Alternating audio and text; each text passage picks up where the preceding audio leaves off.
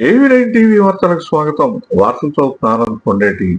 మహాదేవుని కొలుగుండే పుణ్యక్షేత్రమైన కాశీలో అక్షయ social cultural association వారిచే కాశీ విశ్వనాథుని నృత్య నీరాజనం పారత్కర్ స్మృతి భవన్ ఆడిటోరియంలో ఆదివారం నిర్వహించారు. కూచిపూడి నృత్యం ప్రదర్శన కార్యక్రమంలో చిన్నారి సిరి సమన్వి ప్రదర్శించిన కూచిపూడి నృత్యం ప్రేక్షకులను ఆకట్టుకుంది. 7 సంవత్సరాల వయసున్న చిన్నారి ప్రదర్శిస్తున్న నృత్యాన్ని చూస్తుంటే ఆ చిన్నారి ముద్దుగా చేస్తున్న నాట్యాన్ని ప్రేక్షకులను ఆకట్టుకుంది. ఈ చిన్నారి సమన్వి ఎవరో కాదు, తెలుగుదేశం పార్టీ సీనియర్ నాయకురాలు, తెలుగు మహిళ రాష్ట్ర మాజీ కార్యదర్శి కొండెడ్డి హైమవతి మనవరాలు. హైమవతి ద్వితీయ కుమార్తె దుద్దుపూడి శిరీషారాణి గంగారావు కుమార్తె సిరి సమన్వి.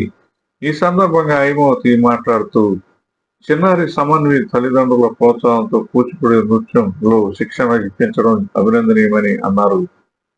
అదేవిధంగా సమన్వికి ఉపాధ్యాయులైన వై తులసి కూచిపూడి నృత్యంలో శిక్షణ ఇచ్చారని ఆమె కొనియాడారు.